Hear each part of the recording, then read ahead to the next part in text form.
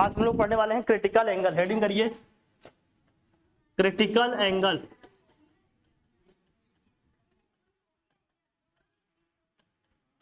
Critical angle, heading critical angle. Critical angle, reflection of light पढ़े हो ना? बात नहीं।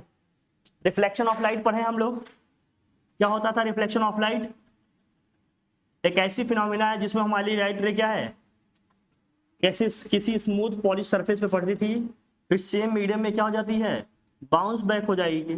लाइट की इस फिनोमिना को हम लोग क्या कहते हैं, रिफ्लेक्शन ऑफ लाइट, है ना? पीछे पढ़े, इसके दो लॉ भी पढ़े थे हम लोग। दो लॉ क्या थे भाई, कौन कौन से थे? फर्स्ट ये था कि इंसिडेंट रे और क्या भाई, रिफ्लेक्टेड रे। याद है किसी को? बस नोट्स ही बन रहे हैं क्या? बोलिए भाई। हाँ तो बताइए, incident ray, reflected ray and normal at the point of incidence all lies in the what, same plane, और angle of incidence is always equal to angle of reflection. Angle I is equal to क्या था भाई, angle of are था। पढ़े थे ना इसे? चल भाई बढ़िया, बहुत बढ़िया। उसके बाद हम लोगों ने पढ़ा था रिफ्रैक्शन ऑफ लाइट। याद है आप लोगों को? क्या पढ़े था भाई? Refraction of light. Refraction of light में हमने ये पढ़ा था कि जब भी कोई लाइट, बात नहीं कीजिए प्लीज, 1% की भी बात नहीं। जब कोई लाइट है किसी एक में अलग अलग बैठा देंगे,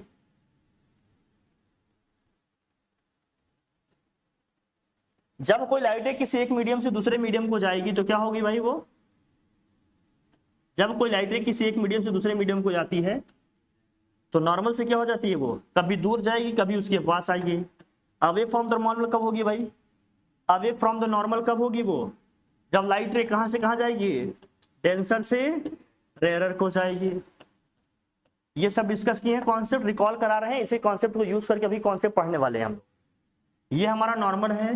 नॉर्मल और इंसिडेंट रे के बीच का जो एंगल होता है उसको बोलते हैं एंगल ऑफ इंसिडेंस, और ये नॉर्मल और रिफ्रैक्टेड रे के बीच का जो एंगल होता है उसको एंगल ऑफ क्या बोलते हैं, रिफ्रैक्शन। जिन्होंने नहीं पढ़े हैं नोट कर लें फटाफट, क्योंकि इन्हीं कॉन्सेप्ट से हम लोग आगे करने वाले हैं। नहीं याद है तब भी नोट करो, अदरवाइज ये बनेगा नहीं। इंसिडेंट रे, इसको बोलेंगे हम लोग रिफ्रैक्टेड रे, ये है रिफ्रैक्टेड रे। इसको बोलते हैं इंटरफेस। इंटरफेस का मतलब एक ऐसा सरफेस है जो दोनों मीडियम को क्या कर रहा है, सेपरेट कर रहा है। एक ऐसा सरफेस, एक ऐसा प्लेन है जो दोनों मीडियम को क्या कर रहा है, सेपरेट कर रहा है, उसको क्या बोलते हैं, इंटरफेस। तो जब लाइट रे डेंसर से रेयरर को जाएगा तो नॉर्मल से दूर जाएगा। अगर इसका रिफ्लेक्टिव इंडेक्स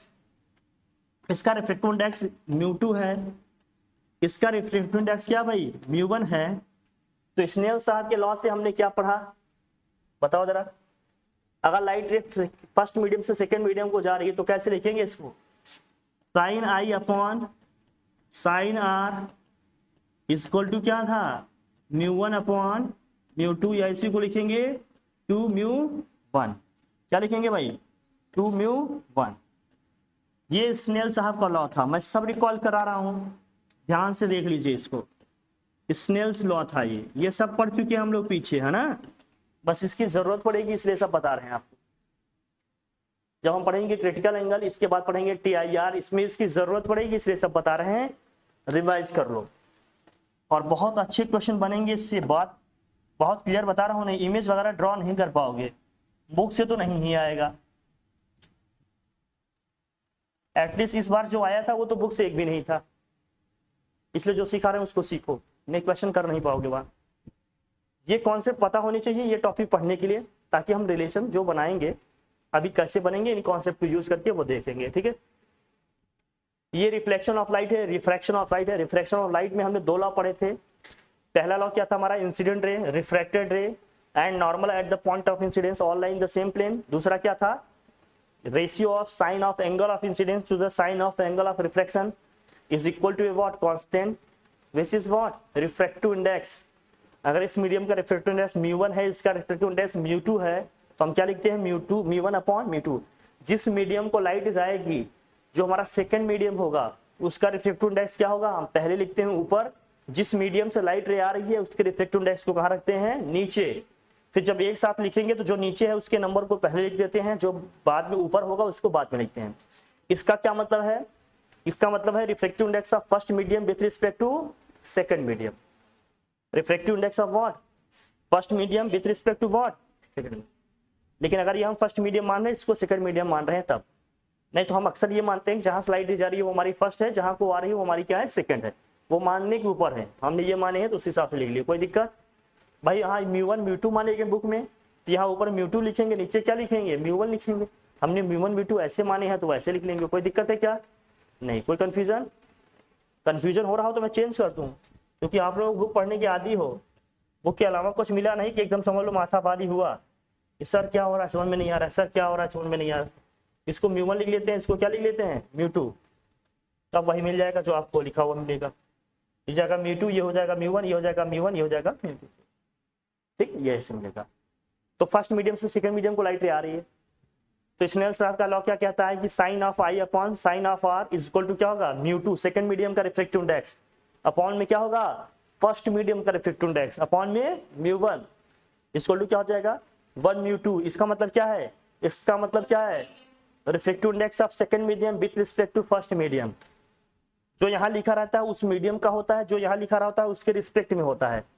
जो पहले प्रीफिक्स में लिखा है उसके रिस्पेक्ट में है, जो यहाँ सफिक्स में लिखा है उस मीडियम का रिफ्रैक्टिव इंडेक्स है। तो पढ़ेंगे क्या इसको? Refractive index of second medium with respect to first medium. पढ़ने के तरीके अभी समझिएगा ताकि कहीं क्वेश्चन आए कुछ बोला रहे तो आपको समझ में आए, क्लियर है। ठीक है। एयर या वैक्यूम का रिफ्रैक्टिव इंडेक्स क्या होता है? एयर या फिर वैक्यूम का रिफ्रैक्टिव इंडेक्स क्या होता है भैया? रिफ्रैक्टिव इंडेक्स ऑफ एयर या फिर व्हाट? वैक्यूम कितना होता है? 1। ये तो पता ही है सबको ना। और एयर वैक्यूम हमारे किस में आते हैं? रेयर मीडियम में आते हैं। ठीक है ना, चलो बढ़िया। क्रिटिकल एंगल का कॉन्सेप्ट क्या, ध्यान समझना, ये समझ में आ गई बात अपनी। क्रिटिकल एंगल का कॉन्सेप्ट ध्यान समझना। क्रिटिकल एंगल का कॉन्सेप्ट क्या है ये समझना। जब कोई लाइट रे किसी एक मीडियम से दूसरे मीडियम को जाए, ध्यान समझना इसको। जब कोई लाइट रे किसी एक मीडियम से दूसरे मीडियम को जाए,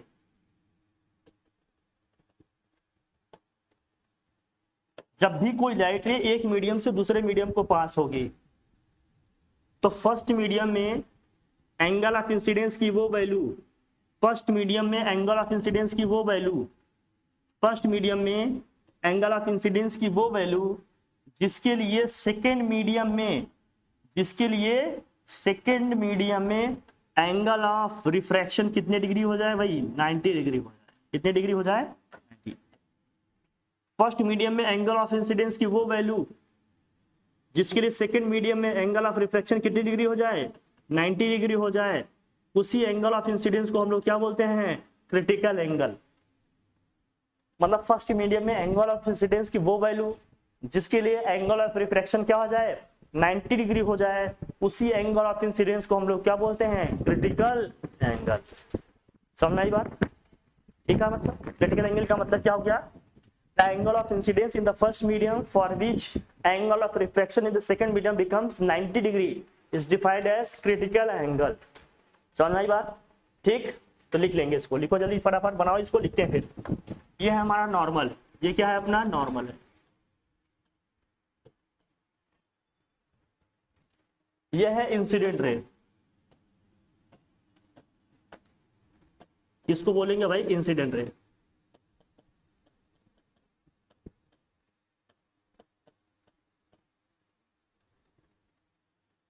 यही हमारा क्या है? रिफ्रैक्टेड रे।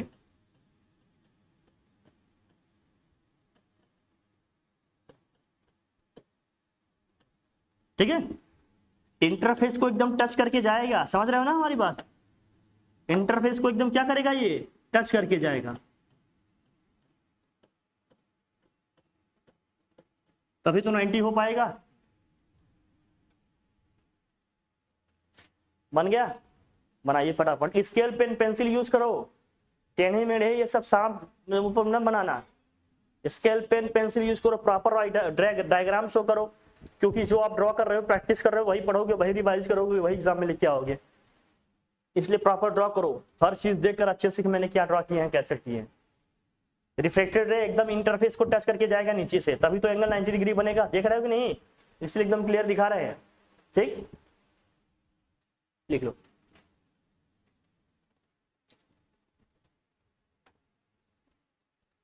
लिख लो भाई।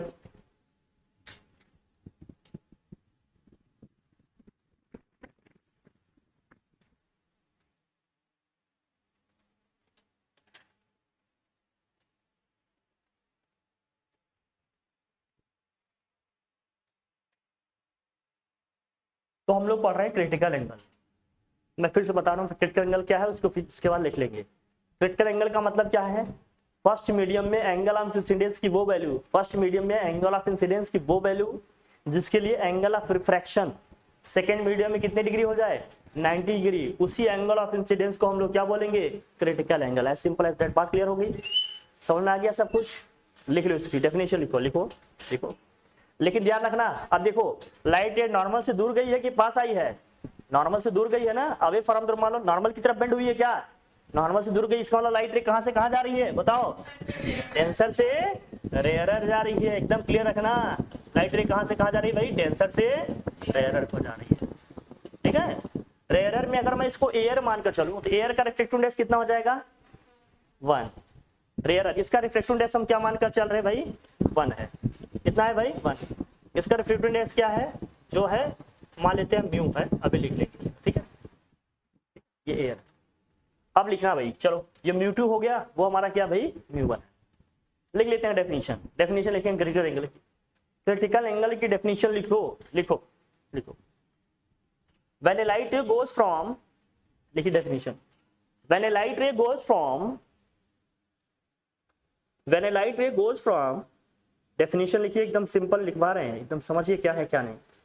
When a light ray goes from denser to rarer media, medium का प्लूरल फॉर्म होता है मीडिया, है ना भाई? When a light ray goes from denser to rarer media, when a light ray goes from denser to rarer media, then the angle of incidence in the first medium, then the angle of incidence in the first medium, then the angle of incidence in the first medium for which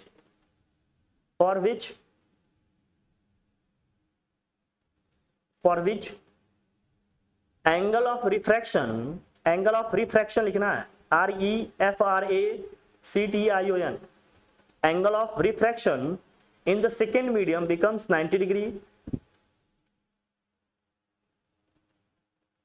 angle of refraction in the second medium becomes what? 90 degree. Becomes 90 degree, becomes 90 degree is defined as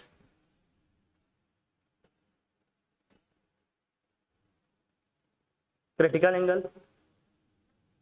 कौन से angle की बात कर रहे हैं? Angle of incidence की, वो वाला एंगल, एंगल ऑफ इंसिडेंस। ठीक है, उसी एंगल ऑफ इंसिडेंस को हम लोग क्या बोलेंगे? Critical angle. नीचे लिखो, एंड इज डिनोटेड बाई, इसको डिनोट कैसे करेंगे? एंड इज डिनोटेड बाई, या तो सी लिखेंगे कैपिटल सी, कैपिटल वाला सी लिखिए भैया, या लिखेंगे IC, क्या लिखेंगे? I और सफिक्स में लिख देंगे C। And is represented by capital C, या क्या लिखेंगे? I, नीचे क्या लिख देंगे? सफिक्स में छोटा सा C लिख देंगे। इसका मतलब क्या है? ये क्रिटिकल एंगल किसको रिप्रेजेंट किया जा रहा है भैया? क्रिटिकल एंगल को रिप्रेजेंट किया जा रहा है। ये है उसका रिप्रेजेंटेशन। क्लियर है बात? देखिए इसको कैसे रिप्रेजेंट करेंगे, कोई दिक्कत नहीं? आगे बढ़े, चलो बढ़िया। अब इसमें रिलेशन की बात करेंगे। हेडिंग करिए relationship between, relationship between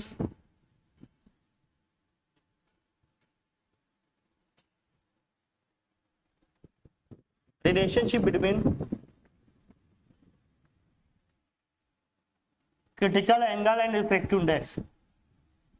Relationship between critical angle and what? Refractive index.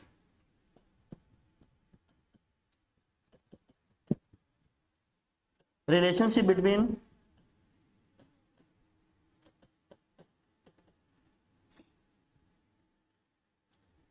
angle of incidence and what?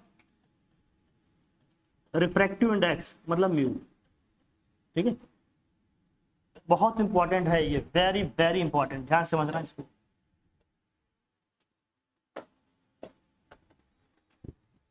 Important है ये, क्या है ये समझना। देखो लाइट रे डेंसर से रेयर मीडियम को जा रही है, डायग्राम आपके पास है ऑलरेडी। लाइट रे डेंसर से मीडियम को रेयर मीडियम को जा रही है, तो लिखो from Snell's law we have what, from Snell's law we have, from Snell's law we have, क्या है अपने पास भाई जरा तरह, sine i upon sine r is equal to क्या है भाई, mu two by mu one, यही है ना भैया, म्यू टू बाई वॉट, भाई फर्स्ट मीडियम से सेकंड मीडियम को जा रहे हैं, तो न्यूमरेटर में लिखेंगे सेकंड मीडियम का रिफ्रैक्टिव इंडेक्स और डिनोमिनेटर में फर्स्ट मीडियम का रिफ्रैक्टिव इंडेक्स, यही लिखेंगे। और सेकंड मीडियम हमारा रेयर मीडियम है, इसका रिफ्रैक्टिव इंडेक्स क्या है भाई 1 है। फर्स्ट मीडियम हमारा डेंसर है जिसका रिफ्रैक्टिव इंडेक्स क्या मान रहे हैं हम, म्यू मान रहे हैं। तो क्या होगा, ये कंडीशन लगाएं इसमें, यहाँ क्या क्या क्या है लिख लेते हैं भाई, पहले देखो सिंस यहाँ पर क्या है भाई, देखो यहाँ क्या है, angle I is equal to हम क्या लिखेंगे, सी लिखेंगे भाई, बोलिए सी लिखेंगे या आईसी लिखेंगे, जो भी लिखना चाहो आप।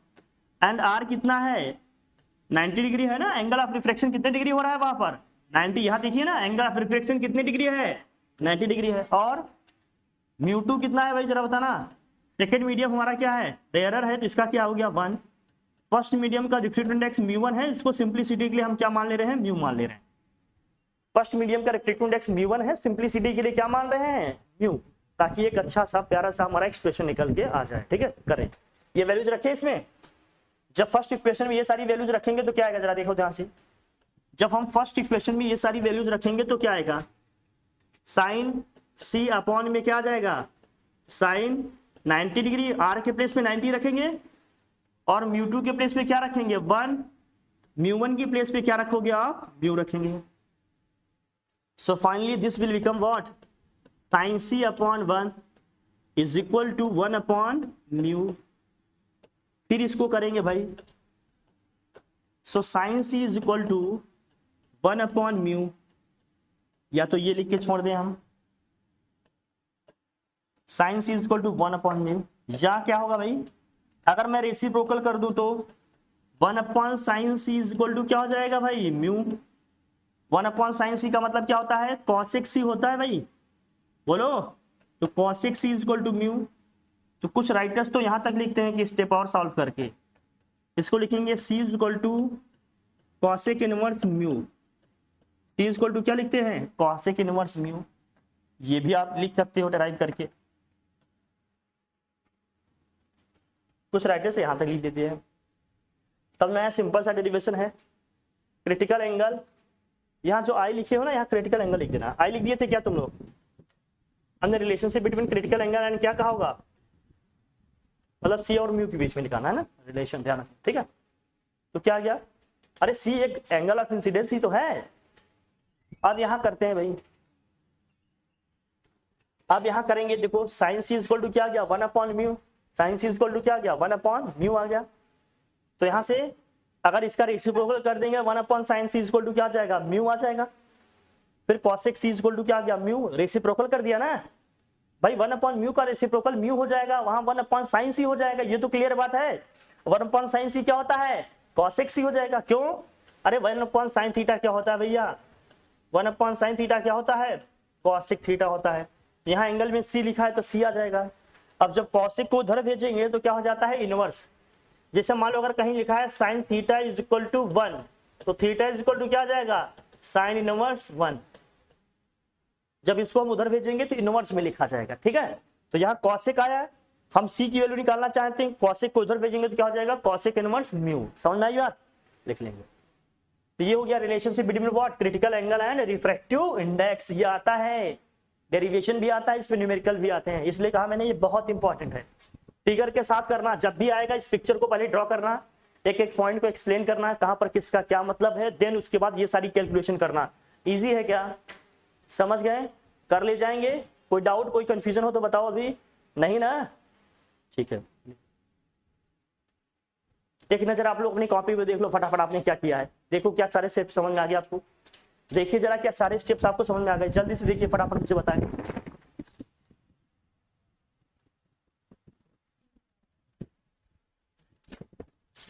समझ में आया, हाँ अप्रैल में शुरू हुआ, लाइक जून हाँ, आप अगर ध्यान से देखोगे ना तो सबसे बड़ी यूनिट यही है। पूरी फिजिक्स में जाकर सर्च करना, सिलेबस जरा देखना, पूरी फिजिक्स में सबसे बड़ी यूनिट ही लाइट है। इवन पूरे साइंस में सबसे बड़ी यूनिट है ये। ध्यान से देखना जाकर, कुछ नहीं, सब इससे छोटे हैं, सब A to Z सबसे बड़ा है ये, तब इसीलिए तो कह रहा हूं। अब लिखो TIR, चलो भाई TIR, TIR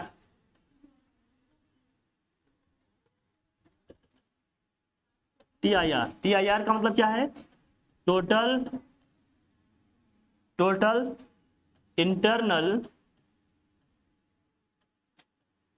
रिफ्लेक्शन।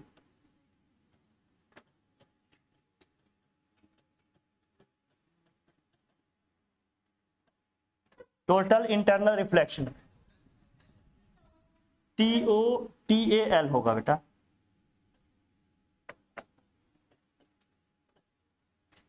डन, बधाई हो आपको। Total internal reflection, total internal reflection, इसमें क्या है कॉन्सेप्ट ये समझते हैं। जो हमने पीछे आपको ये डायग्राम बताया इसको समझना।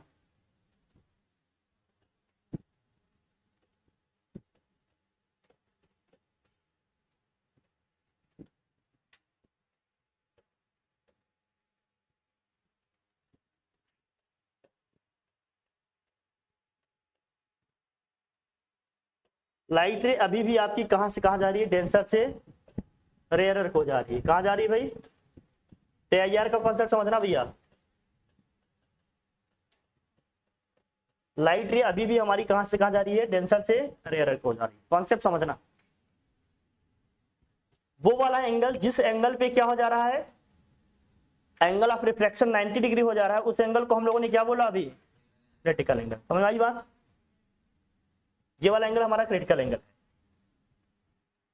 अब ये कहते हैं कि अगर लाइट रे हमारी डेंसर से रेयरर मीडियम को जा रही है, एंगल ऑफ इंसिडेंस को हमने, एंगल ऑफ इंसिडेंस को क्रिटिकल एंगल से ज्यादा किया, क्रिटिकल एंगल से आगे किया या क्रिटिकल एंगल से बढ़ाया, तो उस केस में कह रहे हैं कि जैसे ही angle of incidence critical angle से ज्यादा हो जाएगा तो लाइट रे क्या होगी? फर्स्ट मीडियम में वापस चली जाएगी। जब हम एंगल ऑफ इंसिडेंस को क्रिटिकल एंगल से ज्यादा कर देंगे, ज्यादा हो गया कि नहीं ये वैल्यू? ये वाला जो हमारा एंगल ऑफ इंसिडेंस है क्या भाई क्रिटिकल एंगल से ज्यादा हो गया क्या? ये वाला एंगल ऑफ इंसिडेंस हमारा क्रिटिकल एंगल से क्या हो गया? ज्यादा हो गया। तो TIR में कहते हैं, टोटल इंटरनल रिफ्लेक्शन में कहते हैं कि जब हमारा angle of incidence critical angle से ज्यादा हो जाएगा तो लाइट रे जिस मीडियम से आ रही है बाउंस बैक होगी उसी मीडियम में वापस चली जाएगी। लाइट के इस फिनोमेना को क्या कहते हैं? Total internal reflection. पहले हम कहते थे स्मूथ पॉलिश सरफेस होगा तो लाइट रे इस पे गिरेगी और बाउंस बैक हो जाएगी। मिरर के केस में जैसे देखा, स्मूथ पॉलिश सरफेस होगा तब। अब ये कह रहे हैं कि लाइट रे स्मूथ पॉलिश सरफेस ऐसा जरूरी नहीं है। लाइट रे क्या है? डेंसर से रेयरर मीडियम को जा रही है, कोई भी डेंसर और रेयरर मीडियम हो सकता है। हम वाटर, हाँ कुछ होगी, कुछ पार्ट इसका रिफ्रैक्ट होगा लेकिन मैक्सिमम पार्ट इसका क्या होगा? रिफ्लेक्ट होगा। कुछ पार्ट इसका रिफ्रैक्ट होगा लेकिन मोस्टली जो इसका पार्ट होगा, जो ज्यादातर पार्ट होगा, जो मेजर पार्ट होगा वो क्या होगा? रिफ्लेक्ट होगा। इसका मतलब अगर कहीं स्टेटमेंट आता है ना कि इसमें रिफ्रैक्शन भी होगा रिफ्लेक्शन भी होगा, तो हाँ वो स्टेटमेंट सही होगा। पहले तो ये समझना, कॉन्सेप्ट ये कहता है कि जब भी कोई लाइट रे डेंसर से रेयरर को जाएगी, एंगल ऑफ इंसिडेंस को हमने क्रिटिकल एंगल से ज्यादा कर दिया या बढ़ा दिया तो लाइट रे सेम मीडियम में क्या हो जाएगी? वापिस हो जाएगी। लाइट की इस फिनोमेना को क्या कहेंगे? Total internal reflection. क्या बोलेंगे? Total internal reflection. लिखो फटाफट, चलो जल्दी कर भाई, जल्दी कर। अगर 90 होगा, अगर एक क्रिटिकल एंगल के बराबर है तो क्या होगा भाई? 90 बजाएगा। क्रिटिकल एंगल से जैसे ही हमने ज्यादा किया सेम मीडियम में वापस आएंगे। तो लाइट की इसी फिनोमेना को क्या कहेंगे? Total internal reflection. TIR के लिए दो कंडीशन, कौन सी कंडीशन पाई? TIR की कंडीशन पूछी जाती है एग्जाम में भाई। कितने कंडीशन? पहली कंडीशन तो ये है भाई क्या कि लाइट रे कहां से कहां जानी चाहिए, बोलो। Light ray goes from denser to rarer media, denser to rarer media. दूसरी कंडीशन क्या भाई, second condition is what, the second one is angle of incidence must be greater than what, critical angle. जो angle of incidence है वो critical angle से ज्यादा होनी चाहिए, तभी TIR होगा, अदरवाइज नहीं होगा।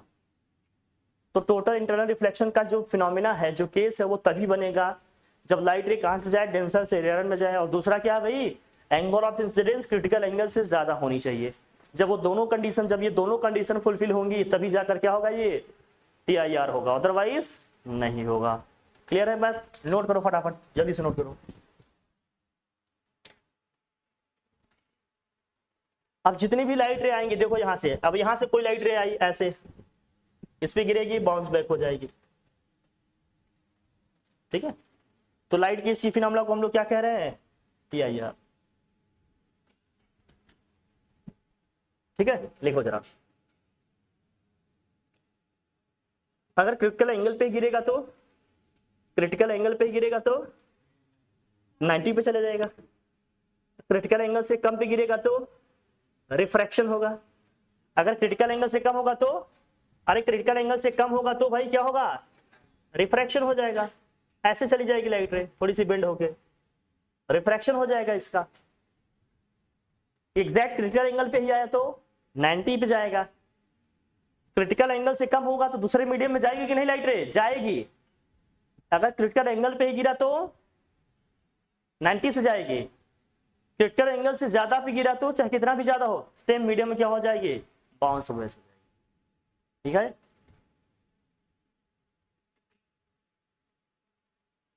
बन गया, बस हर केस बता रहा हूं, ध्यान समझ रहा। क्रिटिकल एंगल से कम एंगल पे अगर लाइट गिर रही तो, क्रिटिकल एंगल से कम पे गिर रही है तो रिफ्रैक्शन होगा, क्या होगा यहाँ, रिफ्रैक्शन होगा, क्या होगा, रिफ्रैक्शन का मतलब लाइट दूसरे मीडियम में जाएगी। क्रिटिकल एंगल पे स्ट्राइक कर रही है तो 90 पे जाएगी, क्रिटिकल एंगल से ज्यादा एंगल से जा रही है तो सेम मीडियम में बाउंस बैक हो जाएगी। तो लाइट की इसी फिनोमेना को हम कह रहे हैं क्या भी, TIR। वो एक पर्टिकुलर केस है, वो केस कौन सा है, जिसमें angle of incidence critical angle से क्या है, ज्यादा है। कंडीशन दो है इसकी एसेंशियल, दोनों कंडीशन फुलफिल होंगी तभी TIR होगा, अदरवाइज नहीं होगा। पहली कंडीशन क्या है कि लाइट रे कहां से कहां होनी चाहिए भाई, light ray must go from denser to rare media, and second one is what, angle of incidence must be greater than what, critical angle, then the phenomena of TIR will takes place, otherwise इसको याद रखना पड़ेगा, ठीक है। लिखते हैं इसको, लिखिए लिखिए TIR,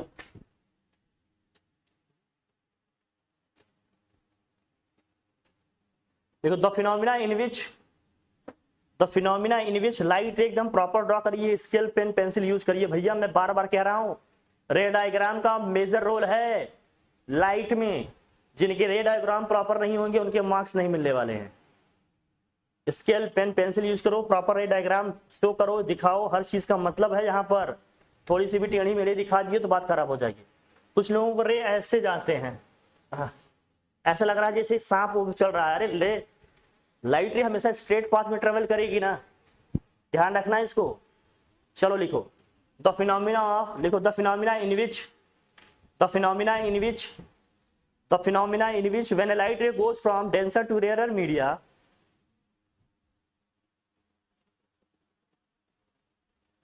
the phenomena in which when a light ray goes from, the phenomena in which when a light ray goes from, the phenomena in which when a light ray goes from, the phenomena in which when a light ray goes from denser to rarer media, denser to what, rarer media, and the angle of incidence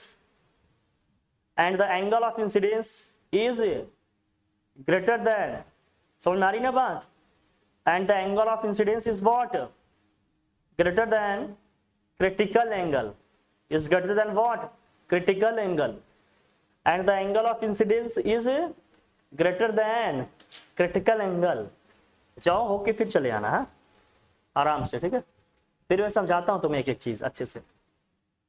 and क्या लिखा, angle of incidence is greater than what, critical angle, then ठीक है, then देखिए, then light ray will bounce back, then light ray will get bounced back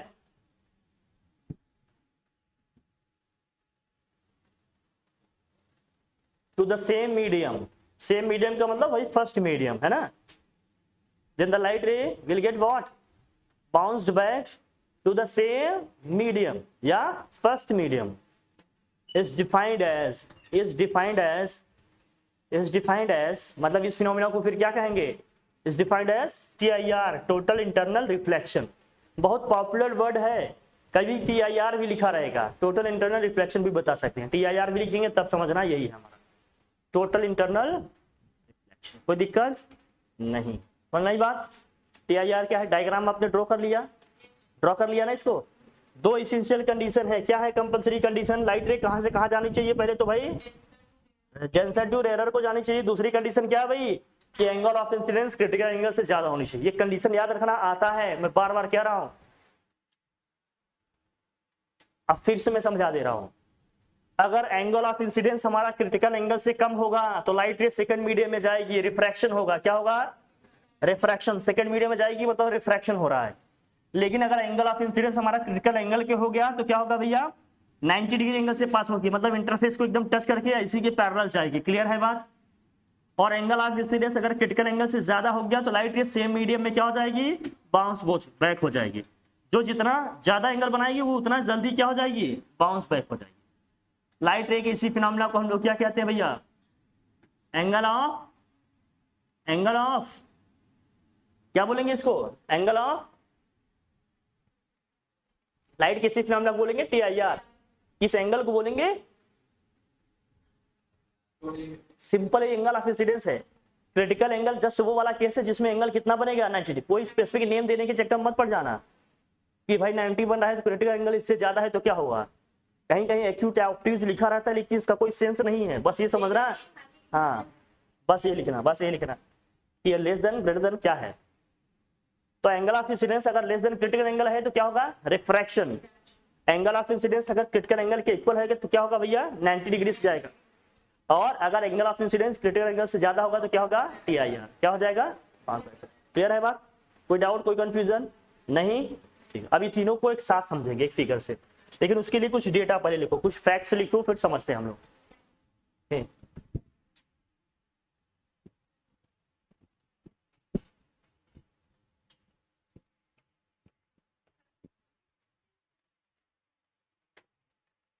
अब मुझे ये बताइए जरा आप लोग,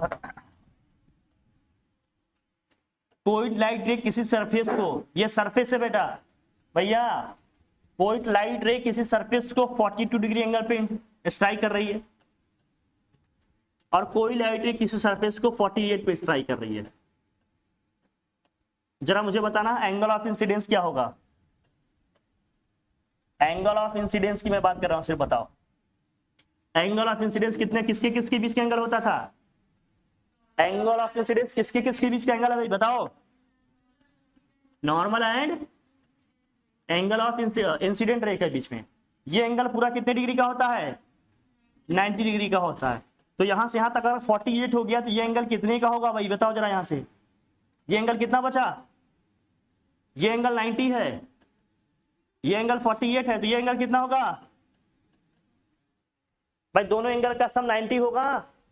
ये एंगल 48 है तो ये कितना, तो एंगल ऑफ इंसिडेंस ये नहीं होगा, एंगल ऑफ इंसिडेंस ये होगा जो नॉर्मल के साथ बनेगा। इसको ध्यान में रखना, समझ लो क्रिटिकल एंगल यही है ना, नॉर्मल के साथ जो एंगल बनेगा वो होता है हमारा एंगल ऑफ इंसिडेंस।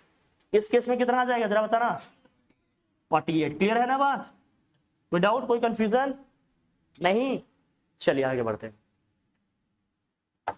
दो चीजें और बहुत एकदम क्लियर समझ रहा, जब भी कोई लाइट रे किसी एक मीडियम से दूसरे मीडियम को जाएगी बहुत ध्यान से समझना। अगर मैं रिफ्रैक्शन ऑफ लाइट की बात कर रहा हूं, जब कोई लाइट किसी एक मीडियम से दूसरे मीडियम को जा रही है, सपोज करो अभी डेंसर से रेयर को जा रही है, डेंसर से रेयर को जा रही है, अभी भूल जाइए क्रिटिकल एंगल, ये सब भूल जाइए, सिर्फ नॉर्मल एंगल की बात कर रहे हैं। मतलब ये angle of incidence critical angle से कम है, उसकी बात कर रहे हैं। अभी मान लेते हैं रेयर से डेंसर को जा रही है, रेयर से कहां जा रही है भाई, डेंसर को जा रही है। अब जरा बताना, बहुत क्लियर देखना, इसको गलती नहीं होनी चाहिए, क्योंकि जिंदगी ना मिलेगी, अब बोर्ड एग्जाम नहीं होंगे, ध्यान से समझना। एक बार गलती किए तो मार्क्स कट जाएंगे, फिर रिजल्ट वही आएगा जो आप नहीं चाहेंगे, है ना भाई। तो गलती नहीं करनी है।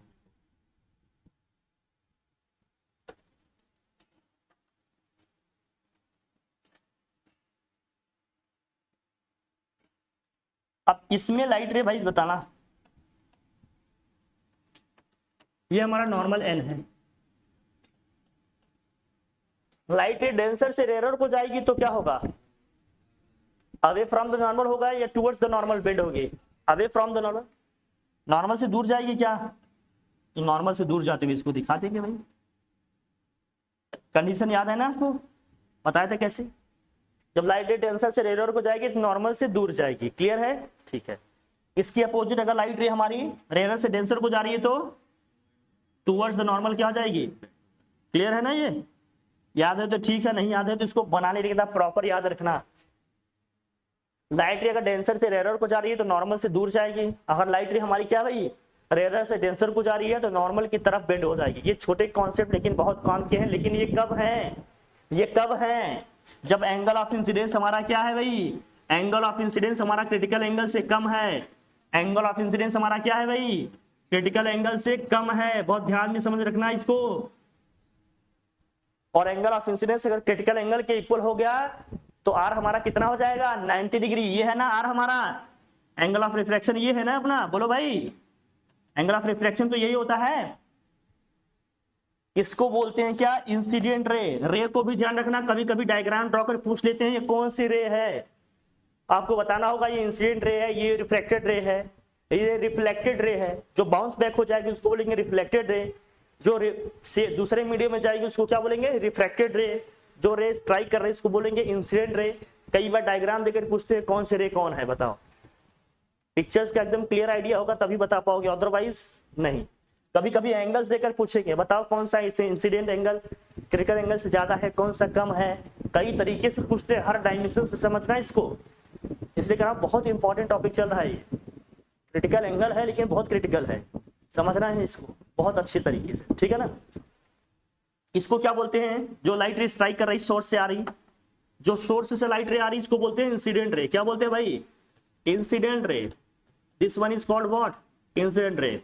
एंड दिस, ये कौन सी रे है भाई, इसको बोलेंगे रिफ्रैक्टेड रे। क्या बोलेंगे इसको, रिफ्रैक्टेड रे। यही सेम चीज यहां भी होगा, यही सेम चीज यहां भी होगा, इसको भी बोलेंगे इंसिडेंट, इसको क्या बोलेंगे, रिफ्रैक्टेड रे।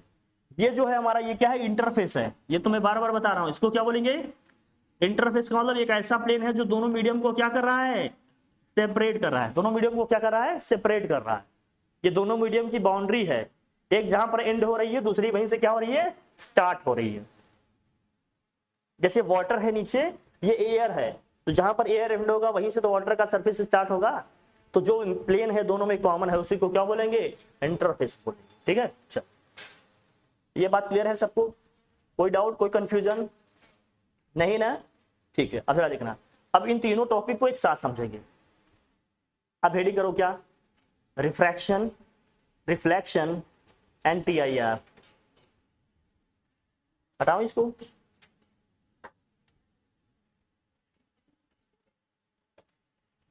Refraction and what, TIR।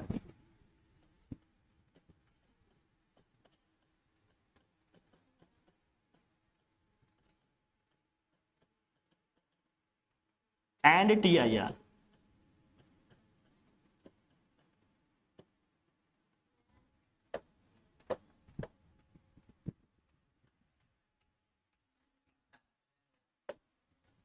Refraction, क्या कर रहा हूं मैं आज,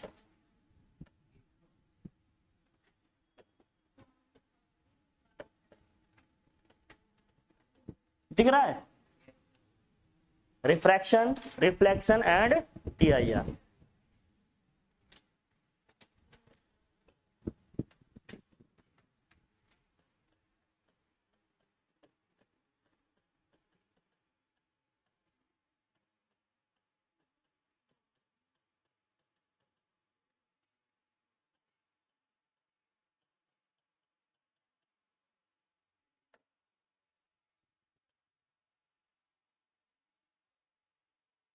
रिफ्रैक्शन, रिफ्लेक्शन एंड TIR, इनको एक साथ पढ़ेंगे।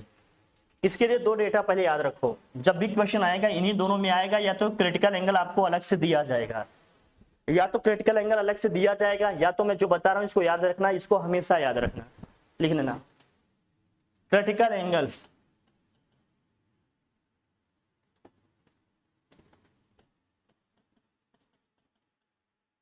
अच्छे से पढ़ लेना, नहीं आप लोगों की कंडीशन हो जाएगी क्रिटिकल, बेटा ध्यान रखना। Critical angle first for water and air, for water and what air,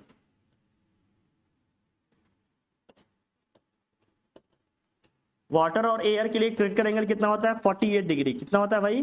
48 degree. Note कर लेना इसको अच्छे से। वाटर और एयर के लिए क्रिटिकल एंगल कितना होता है? 48 डिग्री, या शायद 42 होता है, देख लेना एक बार। और वाटर, एयर और ग्लास के लिए देख लो, इसको ये वैल्यू देख लेना एक बार, ये 42 होगा। एयर और ग्लास के लिए होगा for what? Glass and air, ये वैल्यू देख लो, फैक्ट है ये 42 डिग्री। मुझे लगता है एयर और ग्लास के लिए 48 है, वाटर और एयर के लिए 42 है। देखो जरा ये, चलो नहीं देख पा रहे कोई बात नहीं, बता रहे जो वही लिखो, जो बता रहे वही लिखो, चलो समझ के, देख चुके तुम।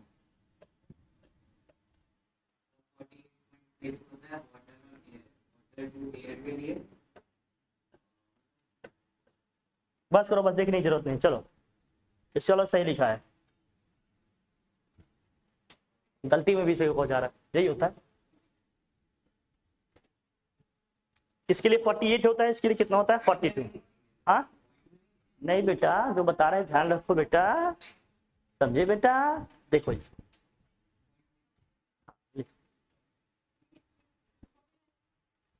अब जरा देखना,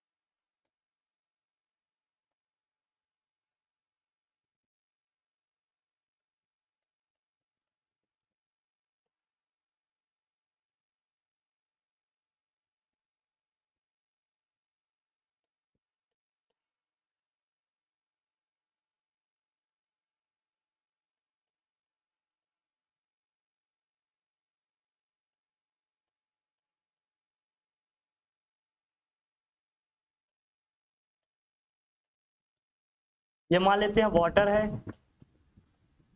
ये है एयर हमारा, तो ऑब्वियस से लाइट रे हमारी कहां से जा रही है भाई? रेयरर से डेंसर को जा रही है, या डेंसर टू रेयरर कर लो, क्योंकि हम TIR की बात करेंगे तो किसके लिए बात की है भाई?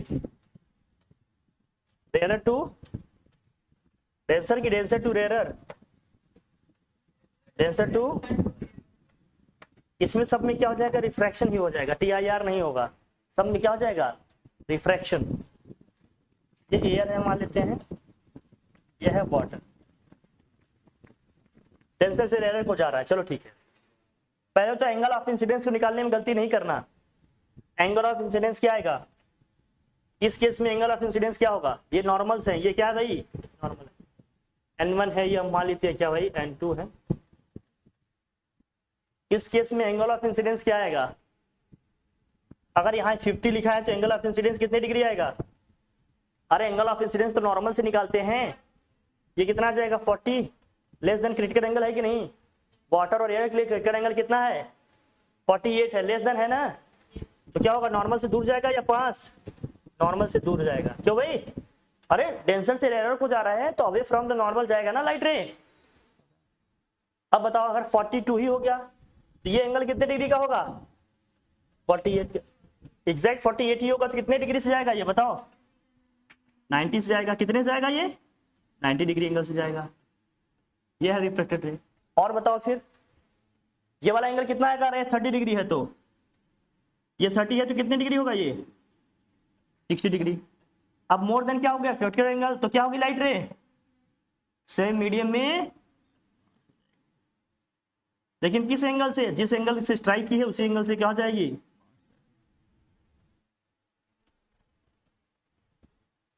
तो कहां हुआ TIR, कहां हुआ रिफ्रैक्शन? यहां हुआ रिफ्रैक्शन। यहां क्या हुआ? रिफ्रैक्शन। ये है क्रिटिकल एंगल। कौन सा एंगल हो गया ये? बोलो भाई। ये है क्रिटिकल एंगल वाला केस।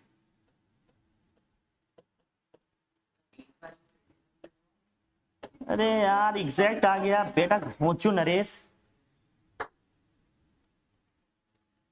यहां क्या हुआ? TIR क्या हो गया? एग्जैक्ट एंगल वही नहीं आया गया, क्रिटिकल एंगल के इक्वल हो जाएगा तो क्या हो जाएगा? ये यही तो लिखे थे अभी, इसीलिए जो सामने बता रहे हैं इसको समझ लेना। कभी कभी ऐसे भी रे डायग्राम आएंगे इनको कंप्लीट करने के लिए, कभी कभी सिंगल दिए रहेगा। ये बताओ लाइट रे कैसे होगी? अब क्वेश्चन देंगे ऐसे, मैं हटाऊं इसको, बताऊं आपको? अब क्वेश्चन देखो कैसे आएगा।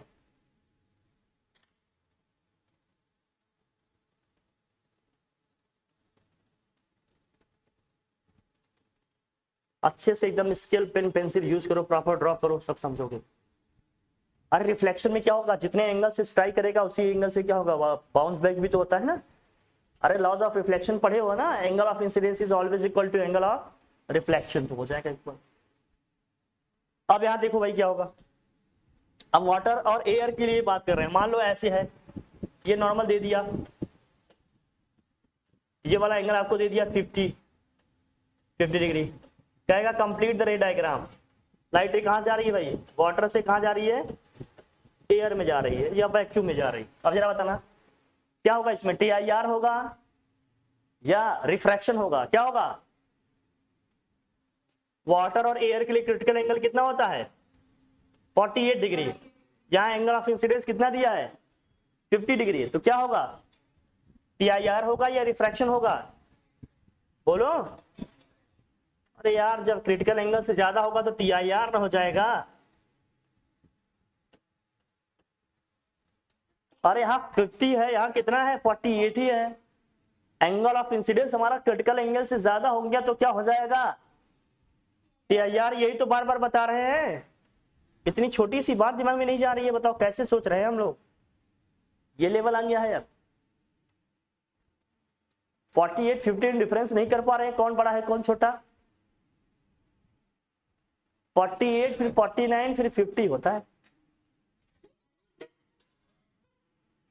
ठीक है भाई, मेरा तो फर्ज बनता है ना सब बताना आपको, तो बता रहा हूं। हम बार बार कह रहे हैं जब एंगल ऑफ इंसिडेंस आपका क्रिटिकल एंगल से ज्यादा हो जाएगा तो क्या होगा? TIR। बात सही है, अब गलती नहीं करना। चलो बताओ,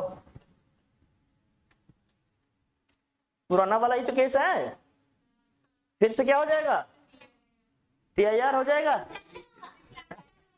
जाल में नहीं फंसना, गुगली फेंक रहा हूं मैं। कितना हो जाएगा ये? एंगल किससे लेना होगा? नॉर्मल से। वो दिया है सरफेस से, अब आया 40 तो क्या होगा? रिफ्रैक्शन। नॉर्मल से दूर जाएगी लाइट रे। समझ में आई बात? ऐसे ही कंफ्यूज करेगा वो दे देकर, कभी नॉर्मल से दिया रहेगा, कभी सरफेस से दिया रहेगा, आपको लगेगा यार बस बस बात तो बन गई। होशियार रहना, एकदम होशियार, ठीक है। कभी एग्जैक्ट वही सेम दे देगा, कभी एकदम सेम ही दे देगा। मान लीजिए दे दिया 48 ही, अब कहां से लाइट रह जाएगी बताओ?